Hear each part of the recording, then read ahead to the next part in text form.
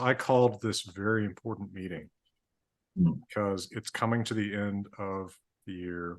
And, as always, people are hungry for content. They're always especially hungry for content featuring YouTube's favorite, Simon Roper. And one thing that anybody who watches your channel knows is that you love birds. It's clearly a shared love And that uh, and it is a shared love. I am surrounded by bird stuff right here. I have a bird pin. This ring that I'm wearing today has birds. I'm a bird lover myself. I dedicated a book to a bird. It's probably my biggest bird oh shit, yeah. Was that so, the hummingbird? to a hummingbird. What was it? Was that his name? Wyatt. Right. He was an Allen's hummingbird, like this guy. Um, It's funny because for some reason, even though you've shown it to me and I've asked this before, but for some reason it looks like a European robin because of how the stream quality isn't. You know how stream quality is never quite as good as video quality. So I kept looking at it thinking that's a very red. They're normally oranger, more yeah, orange. kind of a like I can see a similar palette. Um, I one so my Instagram, I bet my Instagram followers are 85% birds. Um, and one But of well, hang on, as in the accounts belong to birds, or well, some of them I think kind of do. No, I follow like bird content. oh, Um, sorry, I thought you said your followers. I now realize you said your follows. Sorry. yeah. Well, people who post birds, and one of them is a guy named the account is called like Putman and Robin. Mm. It's this guy in the UK who posts pictures of and videos of these robins that he's gotten to know. It's pretty fun. Um, I can't recall that I've ever seen a European robin in person. But Simon, I like this is sort of your meeting. I mean, you're the host, but I called it, so I'm going to occasionally act like an interviewer here. Of course, Um, yeah. I think I will as well. well, what's with you and birds? Because I mean, it's not a declared subject of your channel, but obviously, like I said, anybody who follows you is going to get some premium bird content. Um, where does it start? What's the root of this love for you?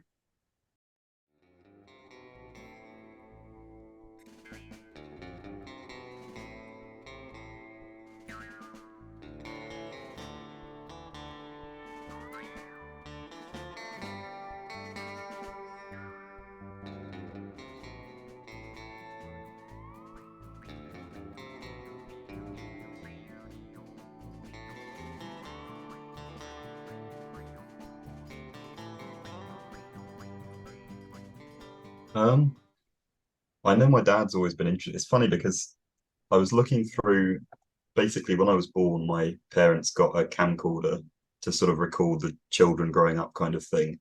And the first something like I was going through them recently, well, they're already on discs, but I wanted to make proper copies of them so if the disc breaks, it's not destroyed.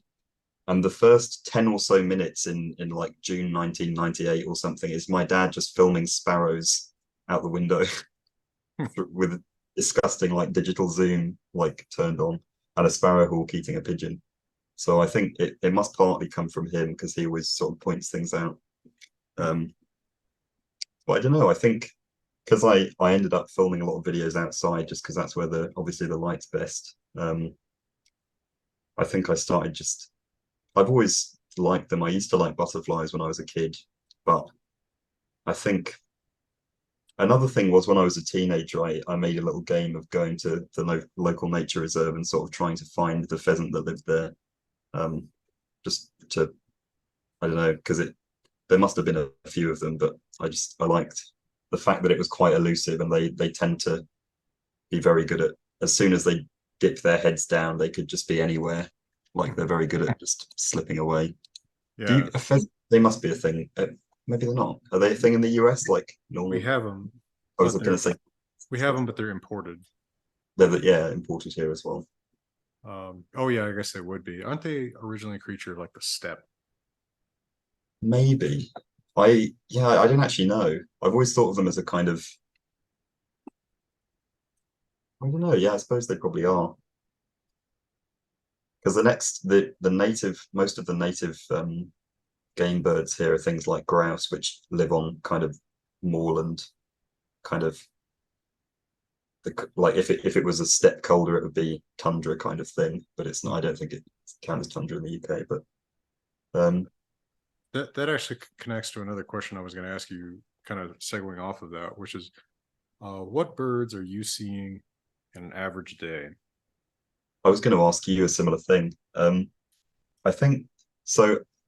It depends just on your garden. Like if you go a few suburbs over, it'll be a slightly different set of birds. But um, house sparrows, starlings, depending on the time of year, European starlings, um, robins, because they tend to follow people around. Because I think they just like large mammals because we kick up, insects and things that they can eat. And sometimes goldfinches, wood pigeons, which are a kind of big dove kind of thing. Um, yeah, I don't know what the pigeons. I know you'll have the same kind of feral pigeons as we have here that live in town cities, I guess. Yeah, Um, those rock pigeon yeah, things. yeah, the little rock pigeon things. I know mourning doves are a thing there, which aren't a thing here. But Hmm. my girlfriend always said the collared doves cooing sounded like mourning doves. Because she's from Well, she lived in California for a long time. Um, the weirdest thing I've seen in a normal context was I was walking around the neighborhood once and there were two partridges, which Hmm. I don't even know where they normally live, but they're a game bird that, as far as I know, it's very weird to see them in a suburb. I can only imagine that somebody had them as pets or something. They escaped, but Huh. uh, you could get like 5 feet away from them and not see them. They're very well camouflaged. Oh, that kind But of bird is so good at hiding. Uh, I mean, we have grouse here too, and like you don't see them much. And it's not that I think they're super, super rare. It's that it's unusual to see them move in front of you. yeah, As they just freeze and they're just invisible. It's amazing. Uh, and what kind of, I mean, so your physical environment is it pretty leafy? I it's mean, what, fairly here. It's like a kind of suburb, and it's near the edge of. I think it used to be a village, but it's kind of been consumed by the local town. So it's near a rural area where there's more. I suppose you'll see things like woodpeckers. I've gone around with the bird app. I think it's Merlin or something. I think we've talked about it. yeah. Um, I found things that I didn't like, a lot more woodpeckers than I would have thought. But then when I listen out for them, now that I know what they sound like, they are, well, the calls rather than just the drilling or whatever you call it. I do hear them a lot. When I was a kid, we have this species here called the green woodpecker, which Hmm. is, I think, mostly ground dwelling rather than tree dwelling, although it does go in trees. And it was kind of a bit of an event whenever it landed in the front garden, and my whichever parent would sort of come and announce that the green woodpecker's here, and we'd sort of watch it doing extremely mundane things out the window. I mean, that's fun. Um, Yeah. but I mean, like that's something that I think is wonderful about birds, and often the way that we relate to them is, Mm. they remind us of the kind of fascinating things to watch, the dramas that are right there in front of us, right? We get to Yeah. see. I mean, to me, like when once you kind of get to know any one particular bird, and it's like, oh yeah, this is that one. Like Mm. you you somehow, it's sort of hard to help but take an interest in that bird's life, you know. Yeah. And you start kind of seeing their emotions, which is interesting with birds because, of course, they don't emote with their faces like we do. But Mhm. you start getting kind of a sense of, is the crest going up mean, what is what is this, open mouth thing mean? Whatever it is with a particular bird. I just think it's kind of a fun. I don't know. Like I feel like this can get pretty anthropomorphizing, but in a way, I'm kind of arguing not to, right? Like I'm not trying to say, oh, this bird smiled at me or something, but it's like I can start to get a sense of when they're doing well or doing poorly, and Um, I think it's fun to, if you're if you're seeing the same bird or birds, and I mean individuals, often enough, it's fun to like just realize how they interact with each other. Like, oh, this one hates this one for some reason, you know. Especially with social birds, right? Like corvids. What kind of corvids do you see? Do you see magpies probably a lot? Yeah, we get magpies in the garden. There was one I used to leave eggs for them, and they'd sort of as I started leaving eggs, the gap between me leaving the egg and the magpie showing up got shorter and shorter each day as it became, I don't want to say reliant on the eggs, but it became accustomed to the eggs. But yeah, we get carrion crows and jackdaws in very large flocks. Um, and what else? Where I live, we don't really get rooks, but if you go a few miles away, you get rooks, which are kind of like carrion crows, but with kind of grey beaks. Yeah, I've Um, seen them like, in England. oh yeah, you've been to the very south and then to Scotland, haven't you? Yeah, that's right. I've been to like the the two. It's odd because they're like on completely opposite ends of the island. The two places in the UK that I know fairly well from experience are Chichester, England, and Aberdeen, Scotland, Mhm. which are about as far from each other as you can get on the mainland of Britain. Um, but I've been to London like once, um, so obviously really enjoyed the Tower and the Ravens. That's I've um, still not been. whoa. See, that's something you've got to do. Uh, It's it's one of those weird things where it's like I can always just go any weekend, so I don't do it. Like yeah, like no, I'm totally, limited in my, yeah, which is totally. bad. I mean, it's one of those things that you would think about doing probably if you had someone visiting, Yeah, right? if I had you visiting that, yeah, I would probably think to do that. But you seem to get a lot more ravens in at least the bit of the US I've been to, like a lot more ravens than you would see here. I think it depends a lot on where you're at. I mean, I see a lot of ravens here for sure. Um, Never saw many in the southeast though. okay, Uh, when I lived in Houston or in Georgia, I didn't see many ravens, okay. but definitely you see them in California. You see that they're pretty common in the West, Mm. um, and I guess in New England, although I've never been to New England. Um, there's that great book by Bernd Heinrich, uh, "The Mind of the Raven." You ever read that? Oh no, I haven't read that. Is He it like a, yeah? he's a naturalist who works in the Northeast in the deep woods of Maine and places like that. And he's actually written some great books about birds other than ravens. I really enjoy a book by him called um, I think it's just called One Bird at a Time, and Mm. it's where it's just essays from him. Observing the lives of individual birds of all kinds of different species, Oh, woodpeckers and that's nice. chickadees and whatever else is really fun. But Mm. The Mind of the Raven recounts a lot of experiments he did, especially in the 90s, testing raven intelligence with this family of Mm. ravens that he kind of kept, and then some wild ravens that he observed too. Um, I really enjoy stuff like that. yeah, it's a good book. Um, and then there's this book that got pretty popular a couple years ago, kind of a nice coffee table book. I'm looking at a copy of it across the room right now. Called Bird Brains by Candace Savage, which has a lot of great stuff Oh, about mm. Corvid intelligence. Um, I mean, I'm a Corvid lover myself, so What are your default corvids there? I am rich in Corvids in the foothills of the Rocky Mountains. We have tons of different things. So we're right on the boundary between blue jay and Steller's jay. Mm. So blue jays are, of course, eastern U.S., and then Steller's jay are the west in the mountains. We get like right on the transitional zone where kind of like actually the University of Colorado campus like is the transitional zone because you'll see both of them. Um, There's scrub jays. I memorably rescued a scrub jay in August. That was kind of fun. I think I showed you some of that. I found this You scrub really jay just flapping around on the ground. I just picked him up and he slept here for a night, and then I took him to a rescue. He had West Nile virus.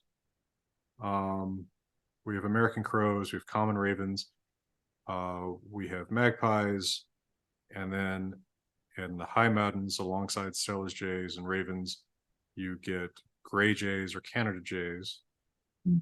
Pretty elusive, but you'll see them.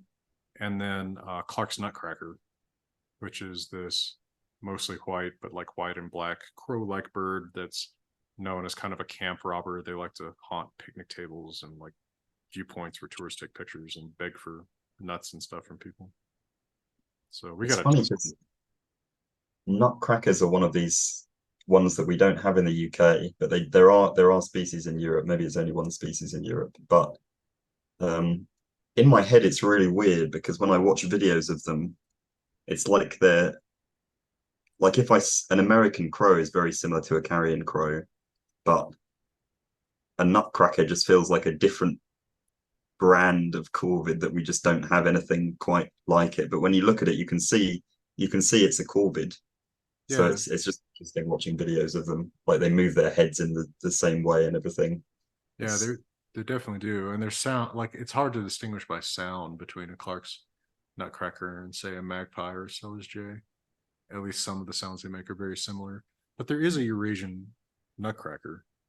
there's a Eurasian jay.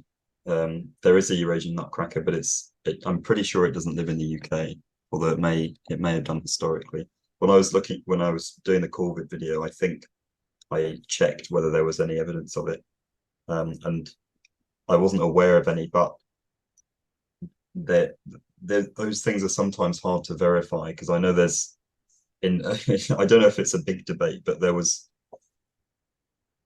I read in at least one paper that there's some lack of clarity about whether eagle owls lived here in the early medieval period because their habitat is not the kind of place that preserves things very well. They don't live here now. They sometimes kind of drift over from, one will show up occasionally, but they don't generally live here. And they're enormous, obviously. So Yeah, I'd like to something, see one. yeah. But Have you we have seen a Eurasian chair. What was that? Sorry. have you seen a snowy owl? No, no. I think they're another one that I'd have to check, but I think they're considered non-native, but they show up in Scotland sometimes. Hmm. I could be wrong. They might be native, but you they do live in parts of the US, don't they? Well, they sort of irregularly will erupt into this into further south into the US. They're mostly in northern Canada. I've seen No. one, Mm. like just one ever. Um, that was in Colorado. Um, I don't know. I think some winters just something I was reading about this in some magazine. By the way, this is the kind of old bird man that I am. I read bird magazines. I was reading about they were trying to figure out exactly why snowy owls sometimes erupt when they do and where they do. Like I think they were showing up in New Jersey a bunch, and they were actually disrupting air traffic at some airport or something. Oh, But the but blah, blah, blah. But owls. All right, so we covered corvids a little bit, backyard birds a little bit. What kind of owls do you see or hear? Do you pretty regularly um, see them? we the most common ones are tawny owls, which I don't know if there's the like stereotypical owl noise of to wit to woo in the US or if that's a UK thing. I think who is what we typically say. There's like there's this kind of call and response thing where I think it's the females kind of go to wit and then the males do the normal owl noise of like the who noise. Um, Hmm. but it's yeah, but we hear them all the time, even in fairly suburban areas.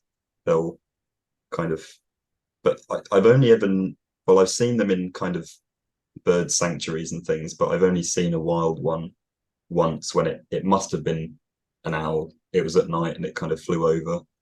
and then the tree that it landed in immediately made an owl noise. So I can only reconstruct from that, and there are no birds that large that would fly around at night anyway, so it must have been one. But um, we get I've seen a couple of barn owls. I think they live in the US as well, don't they? Yeah, pretty Um, pretty eerie looking birds.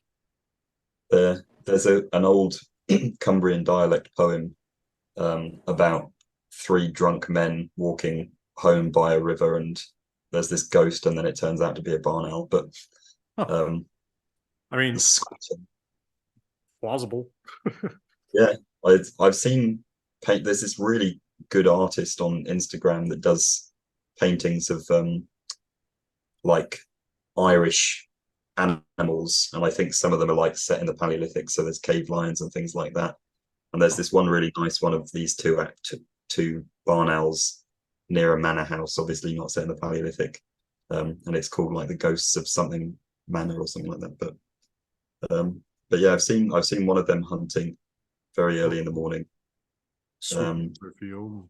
yeah, doing a very quiet swoop, and I've Oh, seen that's awesome. there's evidence of one. I used to work at this or volunteer on this reconstructed kind of old things farm, like there's a Roman villa reconstruction, stuff like that. And there was a an Anglo-Saxon house that was under construction, which was the second one that they had. And there were barn owl pellets around the floor with rodent bones in them. So I think one used to roost in I don't know what you call it, but at the end of the roof, there's like a triangle of just space that I guess the smoke ventilates out. I don't know if there's any archaeological evidence for that structure, but it seemed to kind of roost there sometimes. Is that? I mean, I was going to get into taxonomy of birds a little bit, but taxonomy of buildings, is that a gable? Yeah, that could be what. Yeah, I know it's zero about buildings. no, there's probably a very obvious. It probably is gable. Um, Um, but but but yeah, but when I said taxonomy of birds, it's actually something I think is kind of interesting that you and I have discussed a little bit. Is we're both kind of interested in a field that I have called semantic taxonomy. yeah, Right. So what are people thinking of when they say X word? What is the most salient thing that's coming to mind?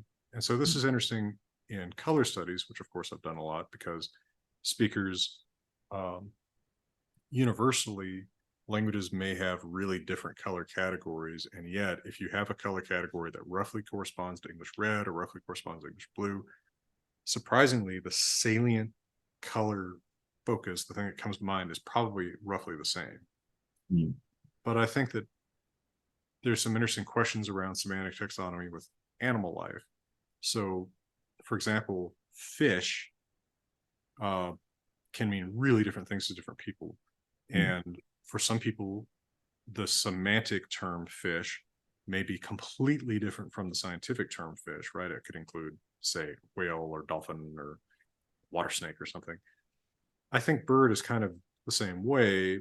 And there's something interesting about, like what comes to mind when you say bird, mm. right? Like what is it that you individually picture?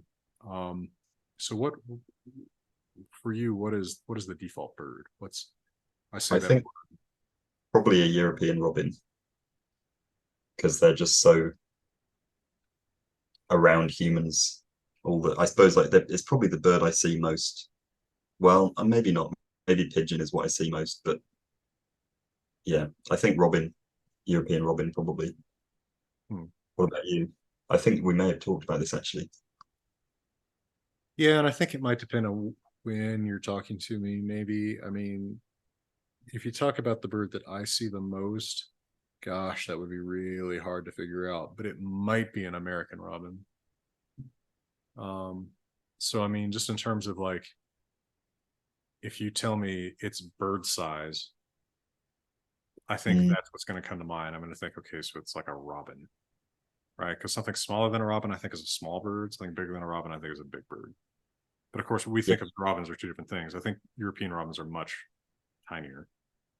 yeah. I actually would I be permitted to step out for 1 minute because I have a small life-size ceramic robin. Oh, hell yes. Hell yes. That's the kind of content I'm here for. I will. It's this amazing potter that hang on. I mean, I'll vamp for a second. Uh, oh, actually, you know what? I think I have a life-size bird too. Oh yeah, I do.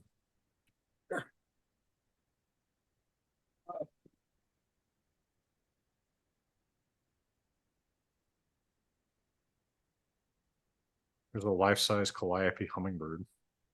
Uh, these guys are pretty great. The smallest hummingbirds we get in the USA.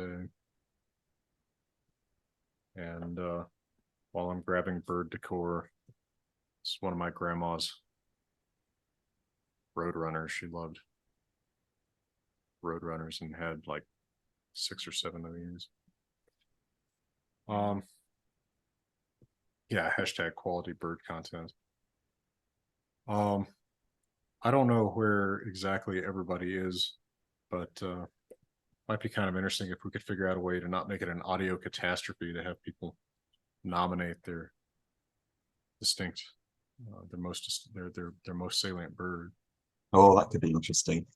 We'd have to figure out how to not make it like just an audio chaos if we had people talk. We should. We could at some point. I am the host. Yeah, we could go. We could either go one at a time, or we could. I see the chat's built up. We could at some point just skip to kind of go through the chat and see what people have said. I'm going to take a moment with something from the chat here, Rodbag. So I showed my grandma loved roadrunners, so she had just a ton of these. Oh, I was obsessed with the cartoon Roadrunner when I was a kid. Yeah. So Ron Veg asked, roadrunners are real. Yes, they're real, but they're not very much like the one on the cartoon.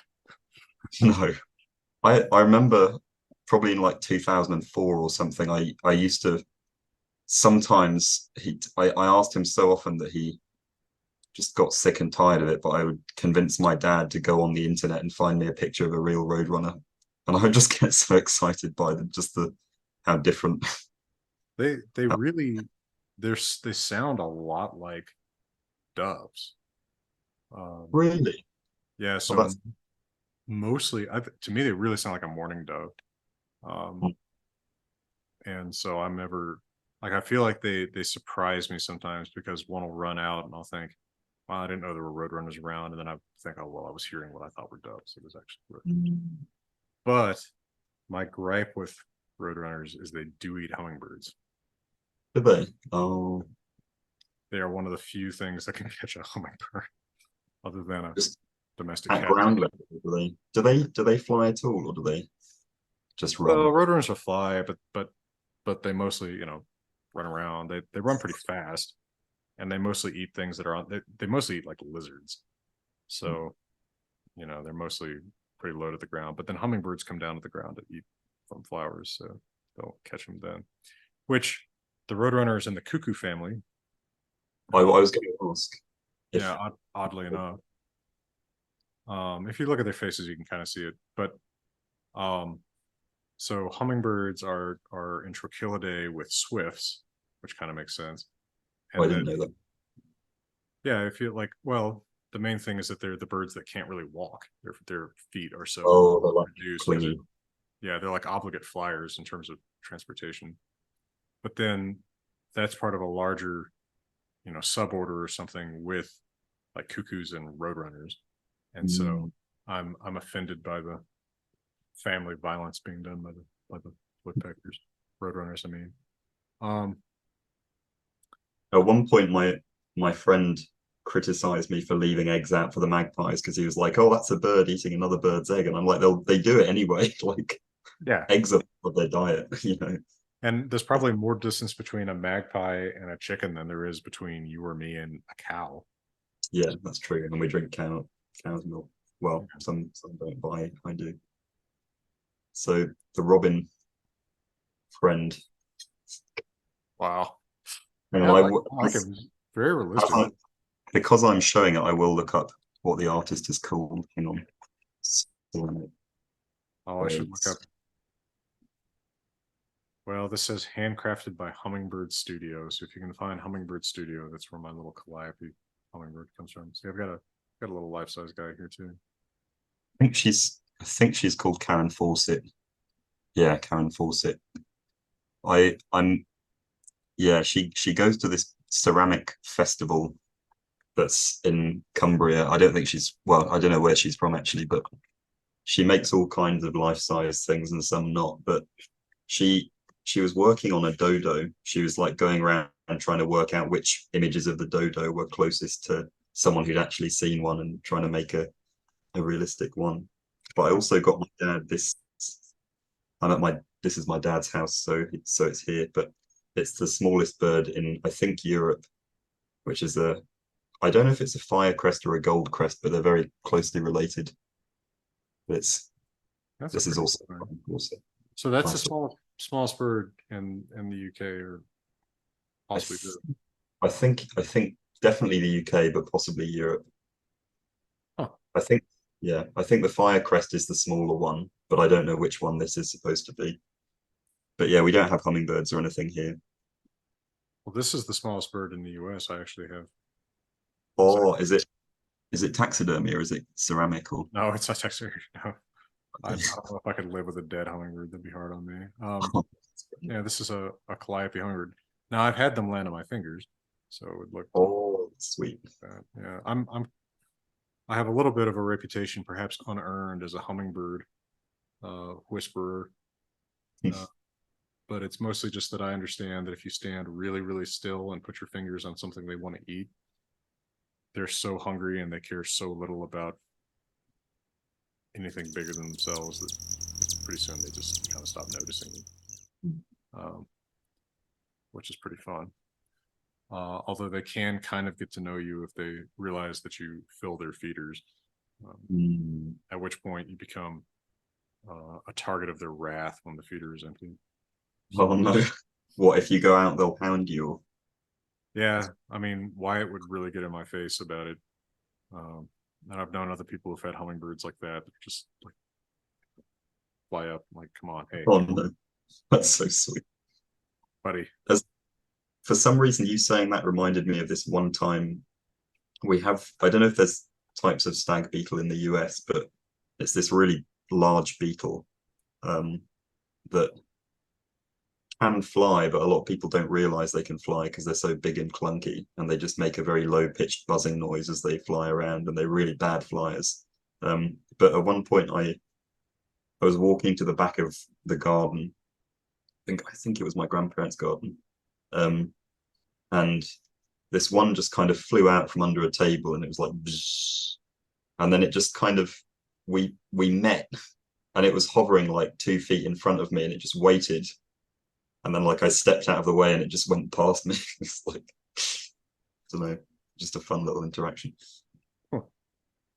Well, I mean, I treasure those kind of little interactions personally. Um, Yeah, I enjoy them. I, not just with birds, but I think something about birds that draws our attention is, you might not see a wild mammal every day beyond a squirrel, That's true. Yeah. right? But with birds, you see potentially a pretty big variety. And then there's just something about the fact they walk bipedally that's kind of slightly anthropomorphizing to us, probably. And then, the sense that they're talking, maybe. Yeah, yeah. I think that's part of what kind of draws us in.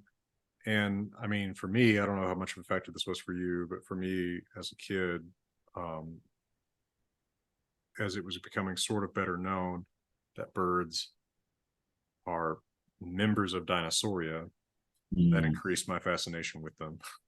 Right. I was going to say the one interesting end of semantic taxonomy that you'll know a lot more about than me is, or well, I guess this is just actual taxonomy, but like where do which dinosaurs count as birds? Kind of like, is Archaeopteryx considered a bird, or is it like?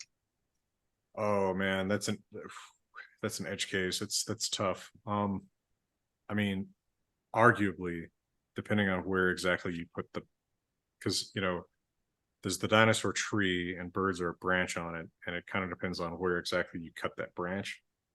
I suppose, yeah, it's probably arbitrary, isn't it?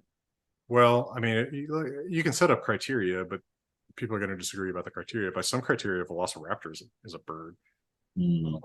In fact, some scholars have suggested that Velociraptor and similar dromaeosaurs are secondarily flightless, which is pretty. Oh, like they started off being able to fly and then became flightless again. They have some characteristics that suggest they could have, to some scholars, they could have had flying ancestors, which is pretty rad to think about. They're Yeah. probably much smaller. And Velociraptor in the movie is not the size of, well, Yeah. we really call Velociraptor, but there are animals that size, like Utah Raptor and Dakota Raptor. I mean, the person to really ask about this, I'm not going to see for a couple hours. That would be my friend, the paleontologist Matthew Mossberger. But I think, feathers is definitely not an operant criterion, because now we know that feathers were present even in dinosaur branches that have nothing to do with the ancestry of birds. Like Triceratops is now known to be feathered. I didn't know. Yeah, they had quill structures on their backs, probably for display. But so feathers were pretty widespread in Dinosauria. And then there's this weird, like, if you start digging around feathered dinosaur fossil remains, you will find so many bizarre dead ends. Like there's one from, they've dug a lot of interesting specimens out of China in the last 20-30 years, but there's one that has like 4 wings, like the legs are also going toward being wings. Oh, I think I might have seen like paleo art of those. Yeah, so it's like, well, that's not ancestral to birds as we know them, but is it a bird, right? So Archaeopteryx is a tough case because Archaeopteryx is so early, right? It's Jurassic. What are definitely true birds are present in the Cretaceous, which is, way later, like 60, 70 million years later, we're talking. Right. Archaeopteryx could be a forerunner to something like a Velociraptor without necessarily being a forerunner to a crow. Okay. There's some really interesting questions here. I should get Mossberger on to talk more about this. By the way, have you ever seen an original specimen of Archaeopteryx? I don't think so. I've seen something that looked like one, but I think it was probably a replica, like a reproduction of it. It was at the Natural History Museum in London. Well, the Natural History Museum of London has nothing on the Wyoming Dinosaur Center in Thermopolis, Wyoming, a town of 5,000 people. I believe as much. Where they have an original Archaeopteryx. Oh, that's cool. Is it local? Did they just do it? No, they're all from Germany. They're from the Zollnoven limestone in Germany. But somehow they got one. It's just in this, basically like this barn in a town of 5,000 people in Wyoming. it's pretty great. So, is it a nice one? Yeah. Oh yeah. It's worth going to look at. If we get you over here, we've got to take you up there. Oh, absolutely, yeah. Hold on. I want to make sure I'm not totally missing out on questions here in the comments. Gavin asked about if this is a ruby-breasted hummingbird behind me. No, this is an Allen's hummingbird. I don't think ruby-breasted is a thing.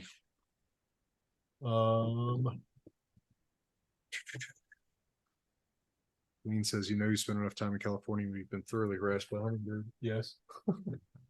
Kathy says crows are my favorite. I like a crow. I like how vocal they seem to be. Generally more vocal. The ones I've heard in the US have been a lot more vocal than the ones I've heard here. Although since I noticed that, what's that? Sorry. Oh, you were talking about crows. I was looking at. Sorry, I was looking at the comment about kinglets. Oh, that's what is it? Maybe I'll look up what a kinglet is. I was looking for something. One sec.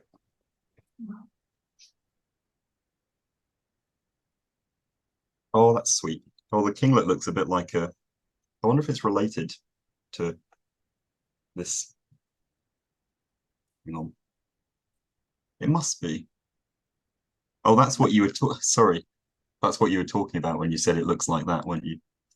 Sorry, I've just like completely done the reverse. Oh no, I mean we both do it. I mean this is like this is like any Zoom involving more than 3 people is going to have confusion. That's true. But One. Oh, sorry. okay. I was just going to say one point of Europe to US confusion I know comes up a lot is the word buzzard and Yeah. its applications. In the US, it means vultures, I think. Is it specifically turkey vultures or just any kind of vulture thing? I don't know. I grew up thinking of vulture and buzzard as synonyms. Okay. But I don't think there's actually any animal in the Americas that's like technically called a buzzard, right? Whereas there's Right. it is a thing. It's a distinct thing in Europe, right? Yes, it's kind of, I think it's a subgroup of hawks that the one I'm familiar with is a scavenger, but I don't know if they all are. But yeah, but we don't have any kind of bald head. Well, at least in the UK, we don't have any bald-headed kind of vultures. So it's, Yeah. I suppose it makes sense that there's a, but I guess they probably fill the same niche. When I went to Southern California, the turkey vultures seem to behave a lot like red kites or buzzards here. Yeah, I Kind of. think kites do have some analogous niches they fill. When you see a dead deer or something, I mean, what's eating it around you? Normally just crows, but I've seen dead things in fields where there was a European buzzard. Yeah. But it, I know that kites and buzzards do eat carcasses, but I really don't see them doing it very often. I think I don't know if they just won't go near the ones that are next to roads or what, but yeah, mostly just crows if I see it myself. What about you? That's one of the contexts in which I'm actually fairly likely to see a golden eagle. Um, Oh, they do like carrion on roadsides. So golden eagle, obviously magpies and ravens. Um, that's probably the main ones that I would think of. We do have turkey vultures, but I am more accustomed to thinking of vultures being birds of, say, like when I lived in the Southeast or when I lived in California. I don't feel like I see a lot of vultures in the Rockies, yeah. but you know, yeah, Remember there was golden eagles are huge. They are enormous. we I think I imagine it's the same kind of, we have a thing here which we call the golden eagle, but I think the last one in England disappeared a few years ago, and there's now only a load in Scotland, Hmm. sadly. But I When know you I never saw it. But yeah, when you went to California, were you into the birding enough to go try to find a California condor? I didn't. I was about to say about the condor thing. There's just this. This is a stupid thing, but it was like I can't remember if it was Top Gear or the subsequent thing the guys that did Top Gear did. It's this like car show that I think has some international popularity, but it's like UK based. It might. I think it was the thing they did afterwards, but they had this challenge where they had to go through some country in South America and find a load of different animals. Like they had to take a picture of I don't know if it's a spectacled bear or something like that. And one of the things they had to take a picture of was some kind of condor. And they went up this mountain and they had this like crane thing on the back of a truck and they tried to get as high as they couldn't find it. And then they got down to the bottom of the mountain and they were like, okay, I've got a picture of one. And then it just cuts to this like dead skeleton with a few feathers attached to it. It just looked like it had just slammed into the ground or something. But well, that's one way of doing it. That's yeah. I guess that would be an Andean condor. I think, yeah, I think it was. Have you seen a condor then? I have on a few occasions around Ojai, California, around Pinnacles National Park, which is north of there. Um, so on at least 2 occasions. Uh, pretty cool. I mean, but as huge as they are, I mean, even an eagle surprises me with how big it is. I mean, I see bald eagles. I probably see bald eagles more days than I don't. They're actually Mm, pretty common here. that's- But when they get close to you, it's like, God. You know, like I had one just fly alongside me once as I was driving, and like Oh, really? the things that like it would take up a lane of traffic. Mm. They're pretty huge. Um, Pelicans also impress me with just how huge they are. I worked or not worked. I used to volunteer at a wildlife rescue, and I once had to help restrain a pelican, and it was like, I mean, it's like trying to restrain a person who didn't want to be held down. It was so big. Um, yeah, those. Was it like injured and you had to kind of put it in a box or something, or what was? Yeah, yeah. This one had a broken. One of its wings was broken. I want to say. I don't know. I can't remember exactly what was wrong here. Except we had like one person on the mouth, one person on one wing, one person on another wing, another person on one leg. I mean, this bird was not interested in being held down. Um, so yeah, I mean, and I mean, even geese impress me with how big they are when you actually get right up close to them. Or cranes. Yeah, Cranes can stand taller than a bunch of kid. I think we all the I think the cranes have all gone from no storks are extinct here. I'm not cranes, not thinking of cranes, but yeah, I've never seen. Oh no, I have. I've been to like bird sanctuaries and seen eagles. So I've seen bald eagles just at these sanctuaries, and red-tailed hawks are other things that don't exist here. I think the bald eagle is probably visually my favorite, um, like bird of prey. Although I like owls, but in terms of hawky, eagly things, I think bald eagles are very pretty. Um, Yeah. Yeah, I don't know if I have a favorite bird of prey, although I might nominate the kestrel. mm, Kestrels are pretty cool. And when I was in Wyoming, summer of 2010, I remember I was watching this nest of kestrels, and they were getting ready to fledge. And one of the male fledglings fell out of this really tall cottonwood tree where the nest was.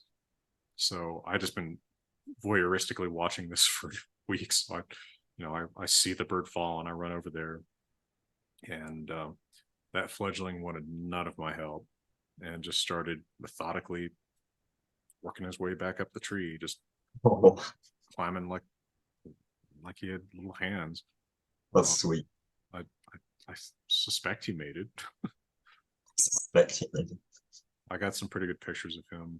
Um, yeah, kestrels are great. And of course, red tails I have a lot of affection for just because I see them so much. That's definitely the default bird of prey. I've got to see a red tail hawk every day, I'm sure. What's your default bird of prey? Um, I think it's weird because the kind of I don't know if this is would is well studied or true according to studies, but I've noticed buzzards being replaced with red kites a lot in the last 5 or 6 years. Like there was a stretch of motorway between London and Birmingham that used to have buzzards. You see buzzards everywhere on fence posts and things, but now you can see like 14 or 15 red kites in your eye line at the same time, kind of over a field. Wow. Um, so I think red kite's definitely the one I'm most likely to see. There's one that lives here, that kind of flies around, like a bit like a turkey vulture does. Um, but you only ever see them in the sky. I've never seen it perched anywhere. Um, I considered trying to like follow it back to where it roosted at one point, but I thought there's no way it can travel so quickly. They tend to circle, so you might be able to like sprint around the block to I don't know. But yeah. Maybe. I mean, I the one time I've been closer to ravens than I was at the Tower of London, I was observing them for long enough that I realized this couple had to have a nest in these particular cliffs.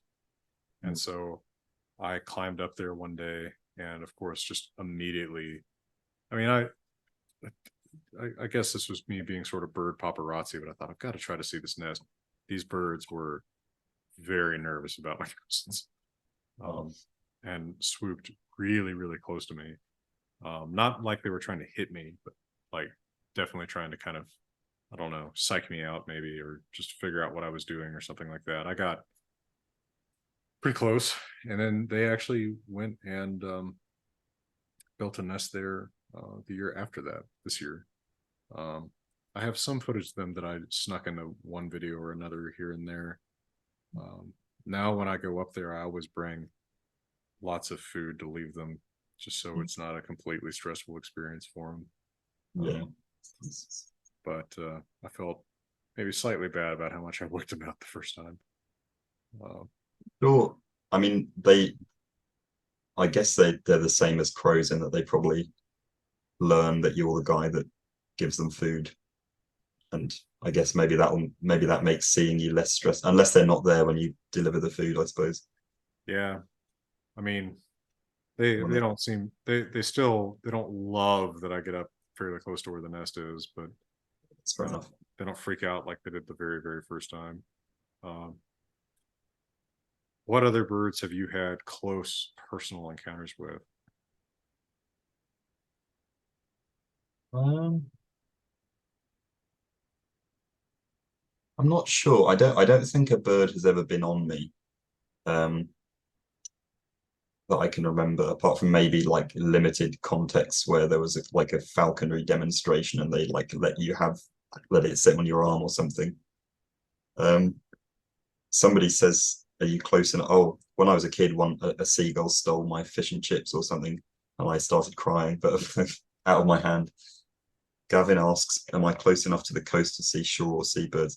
The I think it may I'm not sure if it's just because the UK is so small, but seagulls live pretty much everywhere here. Um, that I think the species are limited inland, and I'm not exactly sure which species lives um, here, but there is a species of seagull that comes over. You don't get things like terns where I am, although if you go to a body of water, there might be terns and things, and black-headed gulls and stuff like that. Um, but there are a lot of coast species that don't get this far inland. I think that's just from observation. I'm not sure if maybe I'm just in the wrong place for them. Um, Well, gulls can live pretty far inland. I've definitely seen them way, way away from the ocean. That is one department of birding where I am seriously deficient. I cannot identify gull species well. There's so no. many. I have a good friend who's on the Wyoming Bird Records Committee. So he's Mm. these obsessives who, you know, determines if you've officially, seen whatever bird Oh, uh, I see. within Wyoming state lines. And I have been trying for going on 10 years now to pull the wool over his eyes one way or the other, and get a fake record in there. And he is too good for me. But that's neither here nor there. He can tell you, he can distinguish at sight between like 18 kinds of gulls. And, and he's one of these guys who gets offended if you say seagull. Um, Yeah, there's a few of those around here. it's like, I don't know, man. To me, that's just a word most of the time. But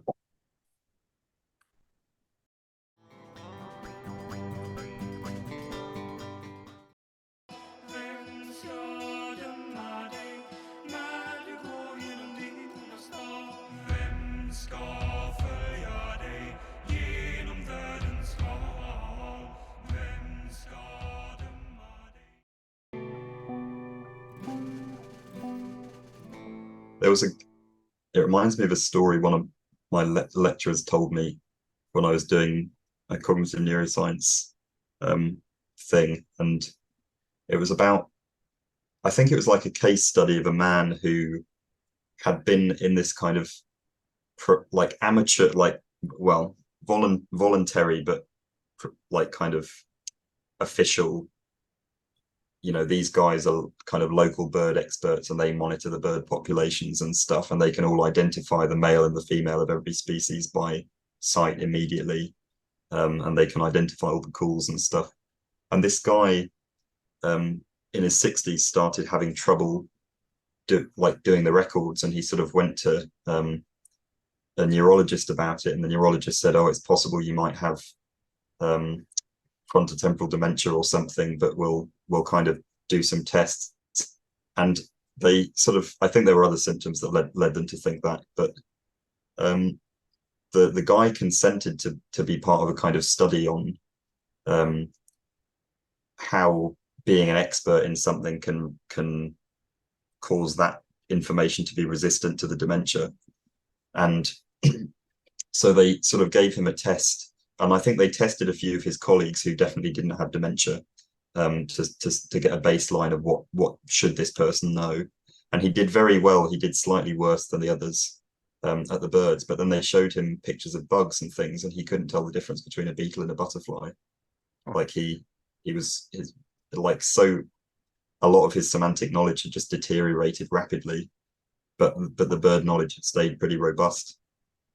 I mean, that's interesting from a psychological perspective, and I mean, it makes me wonder if what we fixate on then otherwise shows up later. I mean, maybe the end of my life as a if I make it long enough to potentially have dementia when I'm on a in an alley somewhere in Fort Collins surrounded by empty whiskey bottles and screaming at people that used to work on Frozen. I hope that doesn't occur. I wonder if I'll still have the perspicacity to tell a broad-tailed hummingbird from a ruby-throated. But I reckon there's a good chance. yeah, there may be. They may have treatments for dementia at that point. You never know. Yeah, who knows? but I wonder about that. That's interesting. I mean, or if I'd be if the fixation could survive so long that I could maintain more, Old Norse than I would maintain of anything else. In terms of languages. I mean, like I kind of feel like there's a language learning adjacent point here, where there's some kind of point that I'm searching for in the back of my mind, where I think of looking at a language that you don't know and seeing it as sort of undistinguished, indistinct marks on a page, versus learning that language and seeing, oh yeah, of course this is this, of course this word is that. I think it's something a little bit like that happens with birds, because of course both of us surely live around, deal with people who never pay attention to birds. Yeah. Right. And say like, oh, there was a bird. Whereas, for me, I assume for you, it would be unusual to say, oh, I saw a bird, because of course there's enough sort of fixation on it to say, oh, it was this bird. Yeah. But couple points that I think we haven't addressed here that I would be curious about, beyond the sort of competitive question, what is the best bird? Which, by the way, on Claire Crawford Presents Games Night experience the other night, we played that Jackbox game called Pull Mine. Have you played that with us? Oh, I remember if I've done that one. Where you answer some ridiculous question, you rank your answers to some ridiculous question, and then you try to figure out what the group as a whole would rank. Oh, we actually had the question, what is the best bird? oh, cool. So we had to rank them. But do you consider yourself bird watcher? What I think probably I probably haven't systematically learned enough to think of myself as a bird watcher. I think it's not that I don't want to think of myself as one. It's that if I met someone else who identified as a bird watcher, they'd probably be disappointed by how little I knew about birds, if you see what I mean. It's mostly just the ones that I'll sometimes fixate on specific ones, like for these, when I'm sort of doing these animal videos, I'm working on a few of those at the moment. And when I have a group of birds that I'm focusing on, I kind of become very interested in that group of birds. But there's huge kind of swathes of UK birds even that I probably wouldn't even know what group they belong to. Do you ever go to places specifically to see birds? Yeah, like I'll go to sort of wetland places to see, cormorants and things, and yeah. Have you? What's that? Sorry. I was gonna say, have you ever played the game Wingspan? I don't think so. What's that? Pretty good board game. It comes from one of those German companies that just constantly pumps out bizarre, complicated board games. But it actually won a bunch of board game awards a few years ago. A bunch of bird people that I know really enjoy it, but it's kind of fun. You collect birds and sort of organize them by environment as you get them. You randomly get particular cards. You compete to set up the best aviary. Oh, that's fun. Yeah, so it's pretty entertaining. It got really big right around early COVID times. So are there different, is it just worldwide or is it German specific or? It started with, I think it started with European birds. I think the set sold in the US starts with North American birds, and then you can get expansion packs for different areas. Okay. That's exciting. How many expansion packs do you have at present? I don't have the game, but I have friends who have it. Okay. Well, Catherine has it, so I guess you could say I used to have the game. But she has, I think, North America, Europe, and Australia. So Australia's interesting. Yeah. Have you ever been? No. I have friends from there that I met on an archaeological dig, and I've kept saying that I'll go, but it's like so expensive. Yeah, no, Like I will go to the US again long before I go to Australia, I think. well, I hope you do. Yeah. I've promised that you're the next priority when I go to the US again. Colorado will be my. Well, you got to compete with Ronnie Erie because he did that whole U.S. round trip and didn't come here. Okay. I will not. I promise not to do that. So you gotta beat him by coming to the middle. I'm still jokingly offended about him driving a ring around the country and not coming to the middle part. But yeah, Stella says Australia, excellent corvids. I'd love to see some of that. It'd be cool to see birds of paradise in person, right? Cool. Yeah. I've seen kookaburra in captivity. Oh, that's fun. Interesting. Do you have any kind of like grail bird, like a bird that you're just like, oh man, love to see that bird. If I had a chance, I'd drive a long way to see this bird if I thought I had a good chance. I don't think there probably is something. It would be good to see a bittern, which is a kind of very elusive heron. Yeah. But I think there is a place in the UK where they've kind of set up a photography hide such that you can fairly easily get pictures of them. That's fun. But so clearly I wouldn't drive that far because I could do that. But it's one of those things where now I know I could. Because if there wasn't such a place, I'd probably make excursions to try and see one. And I think they make very low pitched noises that are quite satisfying to listen to. But do you have you? Oh, sorry. Yeah, some of those water birds are amazingly elusive, and you're much more likely to hear than see them. I've seen like one rail, right? But I've heard them more than I've seen them. I have a good friend in Wyoming who his sort of grail bird was McGillivray's warbler, and we had friends who kept saying like, "Oh man, I see this bird all the time," and he looked for it for like 8 or 9 years before he finally saw one. But his new grail bird and probably mine is a great gray owl. Oh, are they the ones with the kind of yellowy eyes? No, I I don't think think their eyes are very yellow. Their eyes are actually pretty black, I think. okay. Uh, I think I probably just misimagined the eyes, but I think I know which owl you mean. I'm gonna look it up.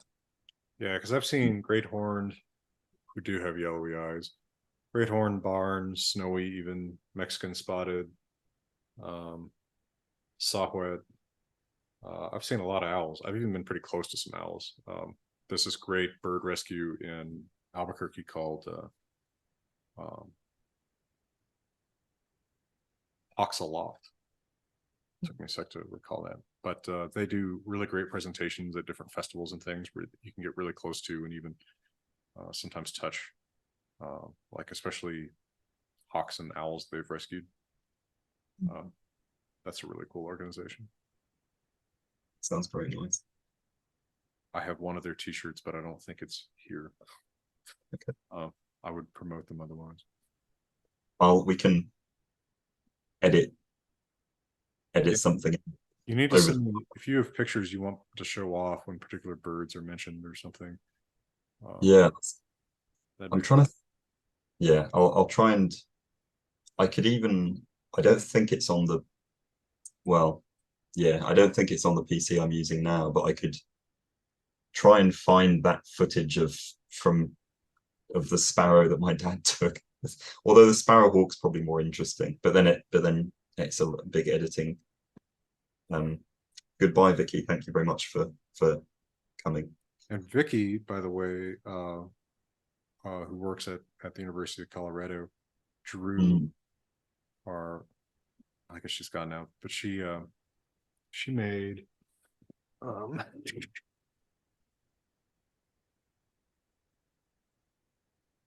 these for me when I left CU. So we've got black-capped chickadee, white-breasted nuthatch, and a red-breasted nuthatch. So these were the birds that I used to feed, and now she feeds on campus. That's And very. I had a red-breasted nuthatch, one of these little guys I called Scout, and he would actually come into my office, and yeah, he would sit on my phone, like my landline. And that was the best use that a phone ever had in my office at CU. That's so sweet. I wonder if there was anything about the texture of the landline that made it a good spot. I don't know. Scout was great. So yeah, and Vicky, by the way, also shares a lot of. I hope this isn't gonna. She shares some great bird art on her Instagram. I think it's public. I don't think directing anybody to something they can't see or shouldn't see. I suppose that can be edited out in the case that it's not public, but yeah. Personally, birds are probably the closest thing to something that I can actually draw. That's exciting to hear. I feel like that should be a precursor to you showing us a drawing, but perhaps not. I don't know if I have it easily accessible, but I once, for a saga class I was teaching, drew up a like comic book version of Njal's saga with hummingbirds as the actors. So I had different types of hummingbirds as the different factions. That's sweet. It was pretty ridiculous. Oh, I see it. I've got it. But it helped me visualize it. Maybe I can share screen with this. I don't know if I have the power. Yeah, I don't have the power to share screen. You'll have to give me the power. Hang on. Can I? Do I pin you or something? No. Make host. Make host. Or co-host, if you don't want to give me, undisputed rules. Oh, I do. I will eat my hat if you do anything that I disapprove of. Well, time for me. Time for this old rant. Let's see. You see it? Oh, that's nice. So I like how it goes with your handwriting as well. I feel like the style fits with your handwriting somehow. Oh, thank you. Well, you've been to some Claire Crawford Presents games and that experience. I mean, you see how I draw. Mostly you've seen me draw trappings. But yeah, I can draw birds. So yeah, so Njal and his family are Allen's hummingbirds like Wyatt, and then the others, their enemies or victims, are Anna's hummingbirds, which are another common hummingbird in California. This is from when I was teaching at UCLA. So I kind of enjoy this. I mean, like it's not bad. And it actually, me drawing this up helped me understand it better. So I like all the angles on the bottom rung there, the angle. like all the different angles of the head direction and stuff. Oh, the four Nyal suns Mm, sitting That's there. Oh man. Yeah. I to call me an amateur birder is giving me too much credit. To call me an amateur artist is to give me disgusting much credit. no, no, those were good. I like those. And I actually once, for some friends, oh yeah, here I'm gonna really wear out my welcome today. For some friends in LA, I once did this, a little one-page field guide to the birds of their backyard. Oh, oh, Um, I like the towhee. Towhee, is that how you say it? Tohi, Towhee. and of course for Alan's hummingbird, I have this little arrow up here that says "manly comportment." It's something to recognize them by. I mean, they're so aggressive. I like how the motion of the wings is shown in that up top left one. Yeah, so this is my artistic ability maybe 9, 10 years ago. I have to say it has probably declined since. I feel like it would probably take a very short time to get back into the swing of it.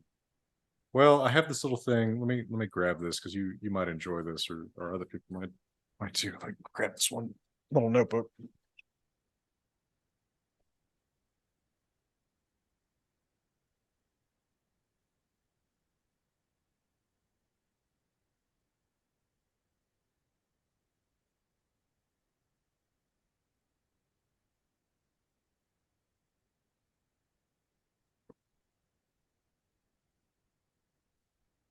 I think it's not right by the line.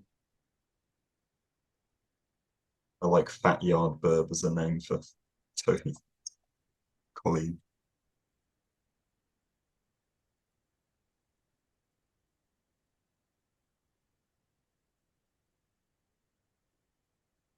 I can't put my hand on it right now. Did you know that I probably have to freaking move again?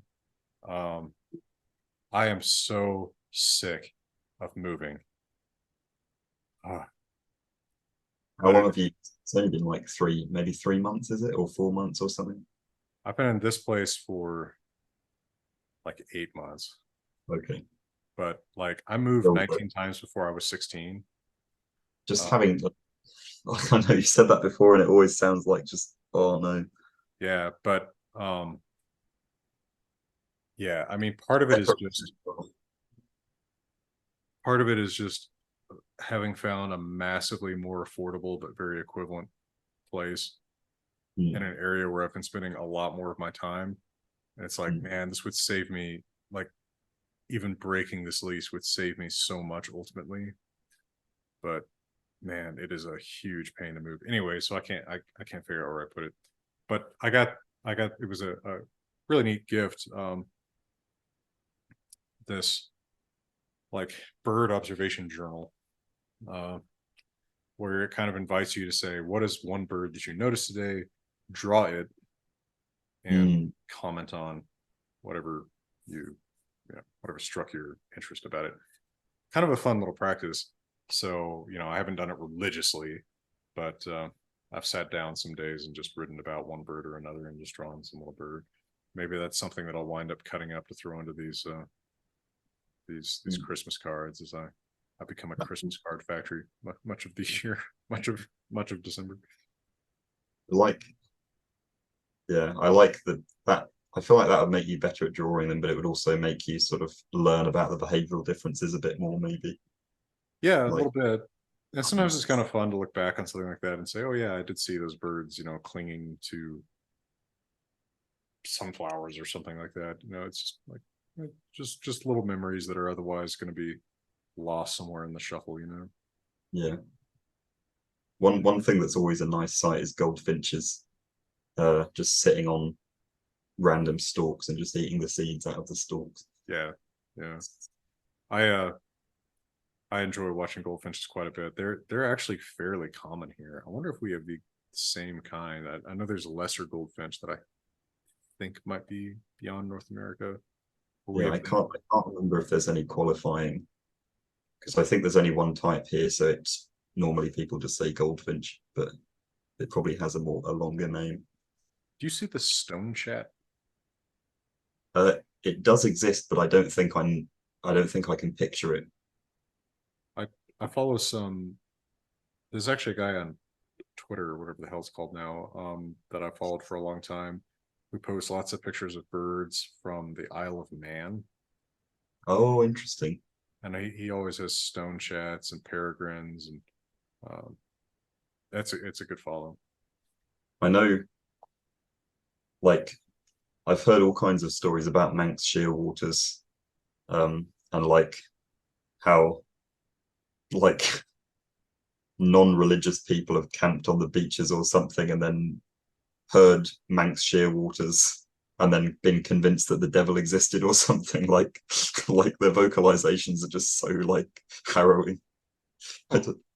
Some of them they sound like that they're a human aggressively hyperventilating and then screaming like Wow. just I don't know. I've never heard one in person, but I've heard recordings and things. I imagine they have a range of vocalizations, some of which are more normal. Do you have a favorite bird song? Um, I really like Eurasian starlings because I've only since lockdown have I appreciated. Um, thank you, Stella, for the link to the clip. But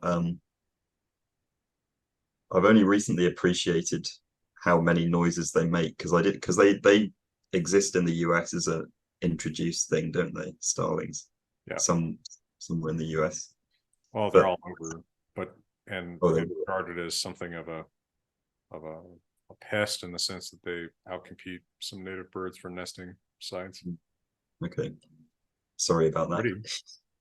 Then yeah, they look nice, but yeah, I heard this thing that sounded kind of like a woodpecker, and then I just realized it was just a starling making some weird rattling noise with its throat. And then I'm sure I've heard them imitating industrial equipment sometimes, but not very often. Normally, it's just the same kind of like they yeah they make interesting. I used to leave the camera outside, I think, on warm days to film things, like just get the focus plane where the food was and leave it for 20 minutes or so, which maybe wasn't the best idea with a normal camera. Um, but I'd sometimes get birds on the floor. There was this one blackbird that had a bit of its feathers, a bit of its plumage missing, which is how I knew it was the same one each time. But there's just a video of it pecking at some seeds, and then it just looks up, and there just must be these starlings fighting because there's the most weird sounds coming from above it, like really strange. Two kind of things vocalizing at each other. We've got to like, I don't know. May not be quote unquote worth it to spend a ton of time trying to edit this, but we've got to try to get some footage and pictures in of some of these different things we've been talking about. Because I have some pretty good footage of, especially like the nutcrackers I was talking about and the Stellar's jays. Mm. Not to mention the scrub jay that I saved. I don't know that I have any good raven or hummingbird footage though.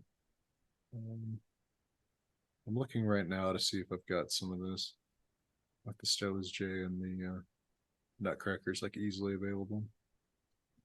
Oh, Gavin sent the Wikipedia of the American goldfinch, which I'm now going to look at. Thank you, Gavin. What type today? Yeah. I'm just looking at video files right now, trying to figure out if I've still got some Oh, more. that's nice. I like that. It's actually entirely gold rather than sandy sort of. What color are European goldfinch? I've forgotten. I feel like they're kind of sandy colored with colorful bits and like a red face or something. Yeah. Well, I think there's two different kinds too. I think because I think we get lesser and American. Okay. I think my favorite bird song has got to be Hermit Thrush, by the way. Oh, I was going to ask. Sorry, I realized I just like. No, I just realized that I hadn't said, but I was leading up to because I have a definite winner there. Um, Here, I'll share something on the screen. Located a picture of them and they look very pretty. It's weird. They look. I know that American robins are thrushes, but these seem to look very European robinish. And I know these aren't robins, but you know. So here's a Stellar's Jay Or- coming in to get some almonds. Did you put this in a video once? Yeah, I like you have often just thrown these into videos. Oh, he's actually drinking water, I think. This is our Stellar's Jay. I love it very much. These guys are a lot of fun. He's gonna fill up his pouch. I saw one while I was there, I think, Stella's J, They which was it was one of my goals, one of my bird goals. Stellar's Jay. Oh, they're gorgeous birds, and so like kind of iconic for this area too. I guess, but I'll give it to them. They have them in California too. Uh, in fact, in California, they also have those cool chestnut-backed chickadees, which are pretty fun. Well, I'm not sure if I saw them. Colleen says, if I ever get to Big Sur, they're absolutely where I have been to Big Sur. As a member of Tor House Foundation, I help maintain Robinson Jeffers House in Carmel, and I've been there a few times. That's pretty cool. Is the house like laid out like it was? Well, he built the house by hand, and he built this tower, and which was for his wife. It's kind of an imitation of like a old. It's an imitation of some specific tower, a type of tower from medieval Ireland. But when he lived there in the early 20th century, he was kind of out on his own. But now the neighborhood has grown around it, Oh, and it's never been protected as like a state park or monument or anything. So it's just a foundation that helps maintain it. hmm. But It sounds very cool though. and if Like, you're into birds, we did do a Patreon interview with Tim Hunt, who edited and collected all of Jeffers' poetry. Jeffers is obsessive with birds. I mean, one of his collections is called "Give Your Heart to the Hawks" and other poems. And my favorite poem by him, a long narrative poem called Cawdor, um, is just full of birds, including this eagle that dies. And there's this famous scene where he imagines the experience of the eagle dying, like from the eagle's point of view. It's pretty crazy. So recommendation. what did you say it was called? Sorry. Robinson Jeffers. Oh, the eagle Oh well, you things. can find that on Kindle. Be easier than finding the original book. There's a collection of his poems on Kindle called "The Wild God of the World." That has it. Okay. Um, Okay. Have it at least written into a tab. a little bit of Jeffers evangelizing. Mm. I like when he comes up in your videos occasionally. Yeah, I'm a mild obsessive, which I don't know exactly how that happened. I mean, nobody knows who this guy is, but when I first encountered his poetry, I just was blown away by it, and just it's just haunted my dreams since. Haunted. When so, um, I I guess you think that your interest in birds is kind of rooted in like childhood. I Um, think so.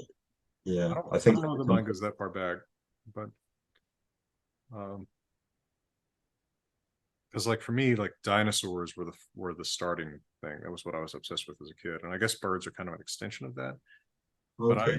distinctly remember that there was a National Geographic article about ravens in the late 90s when I was a young teenager or something.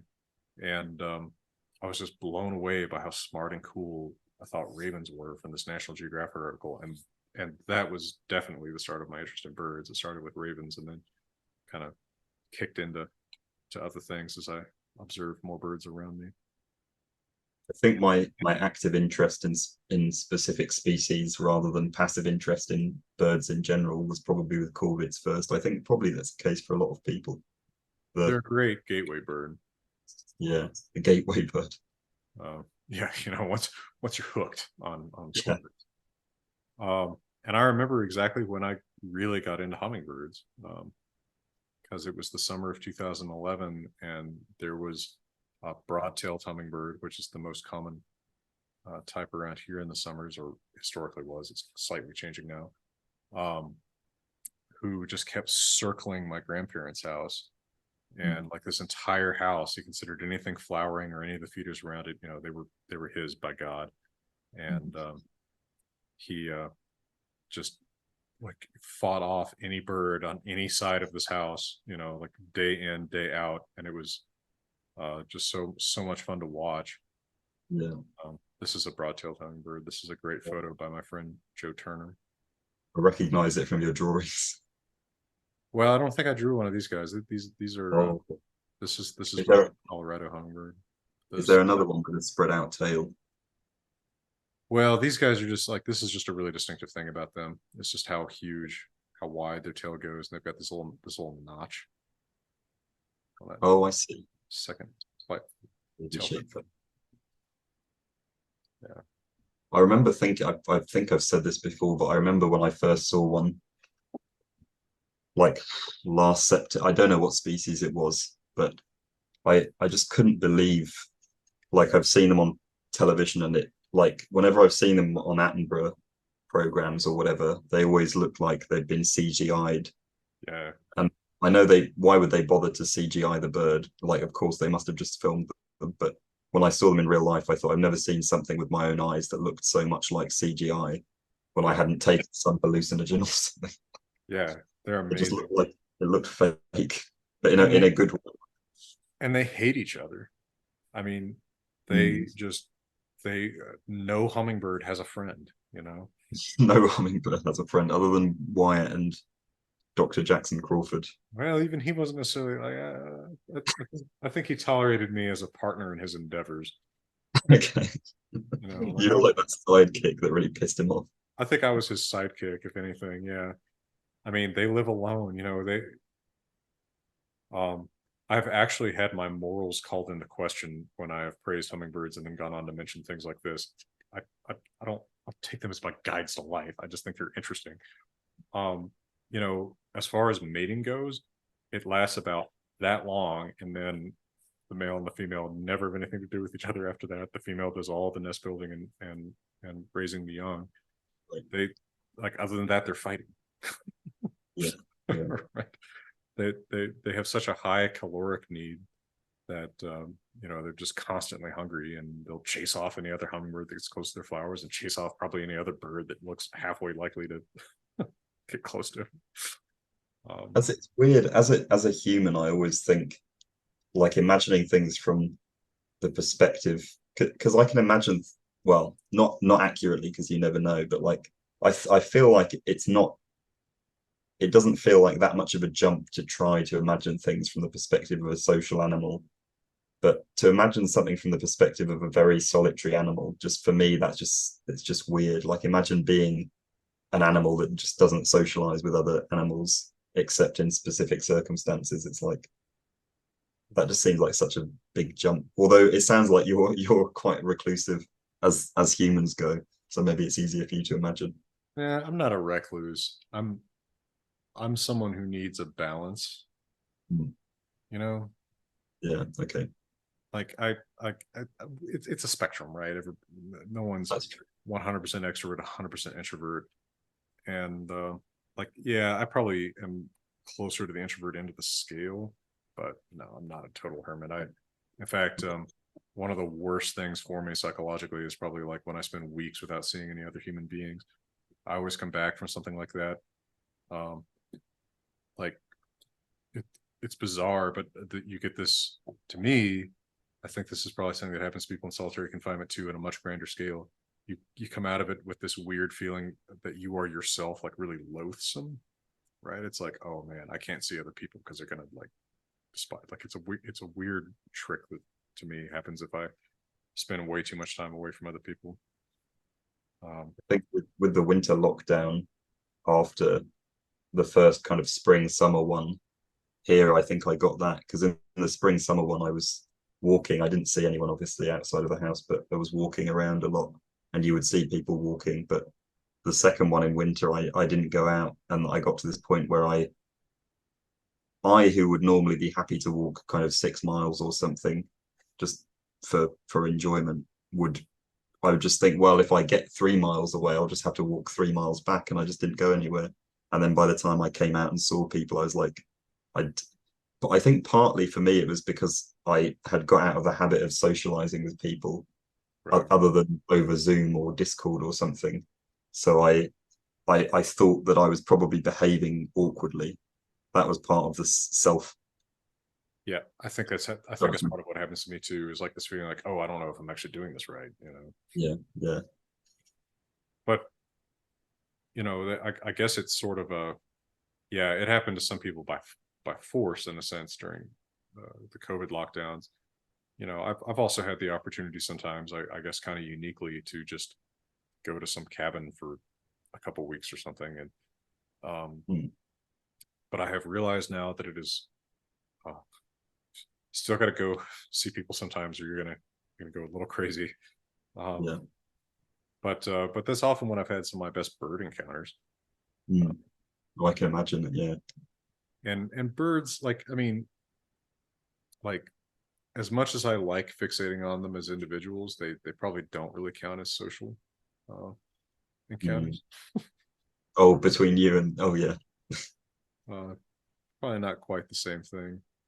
Maybe if you Uh, had a crow that you were really good friends with, maybe. yeah, that was something I was trying to find earlier. Was I I have this childhood book called The Crow I Know. That's a really fun little story about a kid that just comes to be friends with this crow.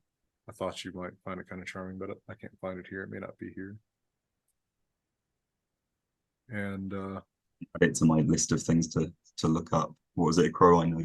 A Crow I Know, yeah, just a tiny little book for I'm kids. imagining cute illustrations. Pretty cute. Oh, that's nice. I've got the front cover up. And I was also looking to see if I still have a copy of. I don't think that I've got it on my computer, but there was an article that came out. I want to say several years ago now. That like I don't remember why they did this, but these ornithologists studied what birds dominated what other birds at feeders. Oh, interesting. And so they produced this comprehensive list of basically like North American bird fight rankings. Oh, that's cool. With an absolute like top, like this will dominate anything it's put up against usually kind of thing. Yeah. And hummingbirds were in the top 10. Oh Um, wow. they're that aggressive. They will cut you, Mm. or they'll at least act like they're going to.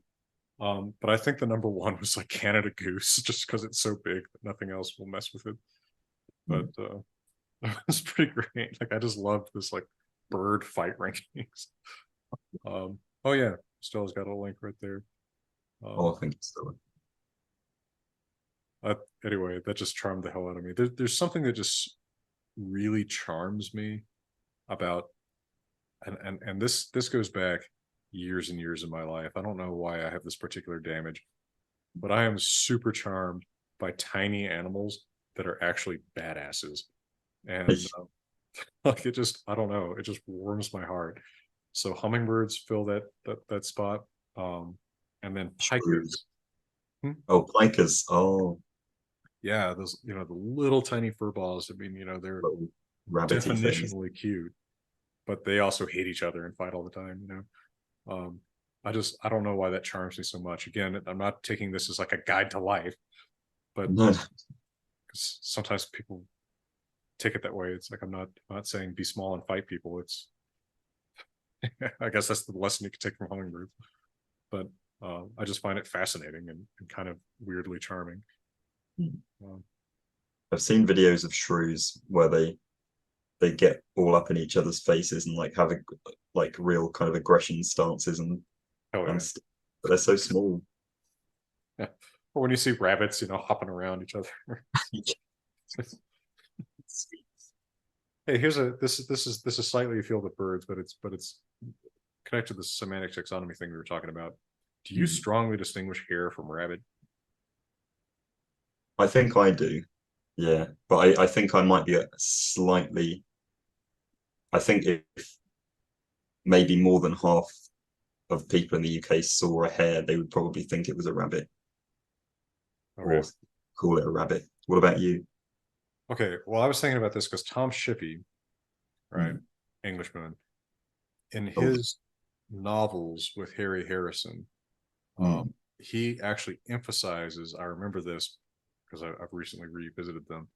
Um, like the rabbit is like this alien creature to the the Englishman in the novels.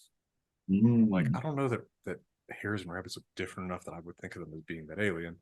Um, because in fact we have things that are technically hares in North America that everybody calls rabbits, and like I have to really think about the difference.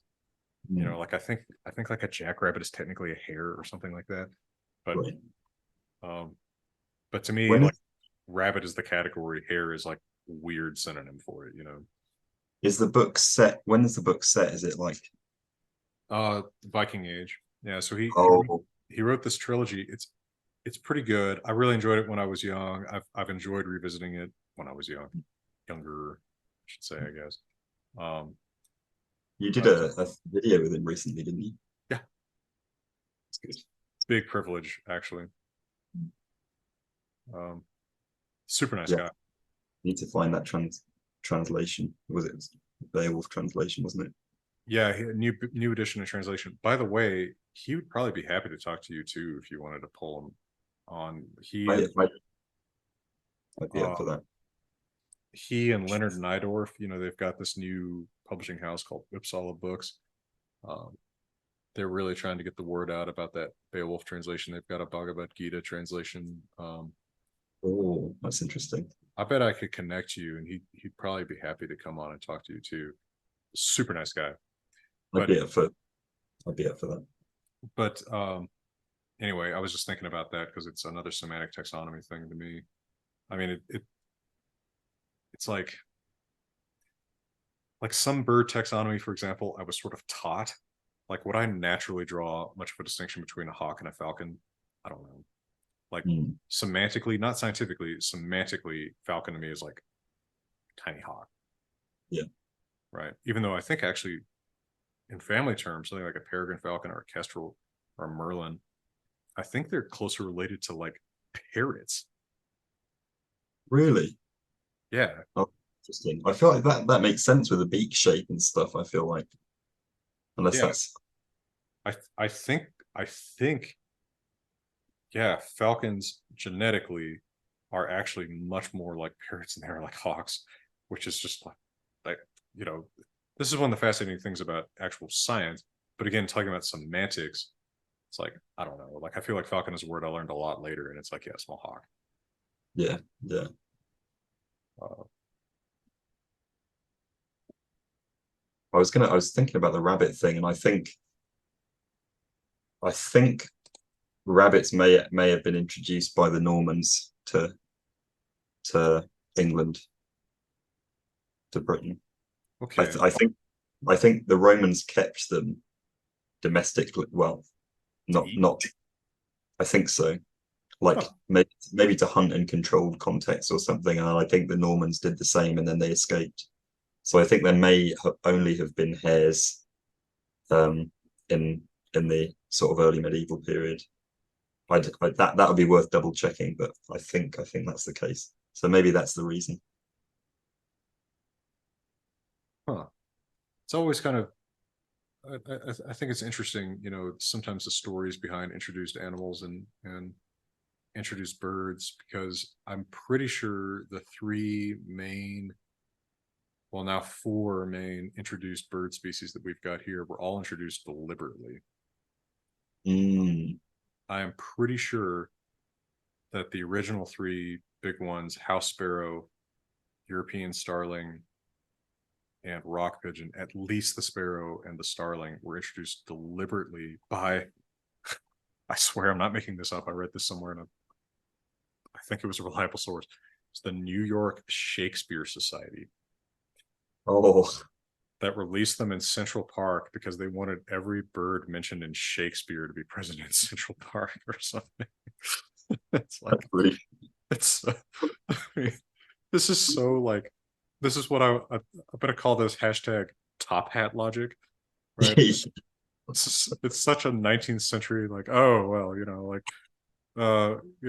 we can address like sanitation in the city. No, bird species in Shakespeare. And now Hashtag you try top and hat take logic. top hat logic. You try and take a baked potato to Australia on the plane, you get shot when you arrive or something. Yeah, And they have back then, huge it was problems with like, rabbits, right? I think they do. They're various species they have huge problems with. Even here, rabbits still behave like an invasive species. Hmm. Uh, I think they've probably done most of the damage that they're likely to do ecologically already, but they're absolutely everywhere. But they're probably like that in places that I imagine at some point post ice age there must have been native rabbits here and they must have gone extinct or something. I'm not sure what the history is, but it seems weird that they would exist in Europe and not exist here. But Stella has an article there that says oh, even some hair splitting oh. about He's so excited about hair species. Yeah, I'm oh, thank you, Stella. Okay, so brown hair brown hair versus mountain only hair. recently introduced. Oh, okay. Because I've seen brown hares, but I don't think I've seen a mountain hare. I've seen brown hares in fields and things. I think I prefer them. They look they look very pretty and elegant. Yeah, I don't know. My default rabbit or whatever long-eared mammal is a cottontail, and then jackrabbits I think of as being more on like the high plains. Mm. Uh, and then of course is the jackalope. I was about to say the jackalope. Yeah, which we've got to make sure that you see a jackalope. I'd love if if if if I was to come over and we presumably make some kind of video while I was there. I would Yeah. absolutely love if only the people in this call would be privy to this information prior to the video. But we'd have to be like, before we get started on this video, we swear to God we have just seen a jackalope up close. We didn't manage to get a shot of it, but genuinely, I'll stake my entire reputation on this. There is a jackalope living in this national park or whatever. I mean, we could convince someone, because I mean, heck, my April Fool's videos have all convinced people whether it's Like, when was that taken? it's You like look I look so what? much younger Damn than it. your current age, which is young. Damn it. Well, yeah, that's like 6 years ago. Oh man, did I look much younger 6 years ago?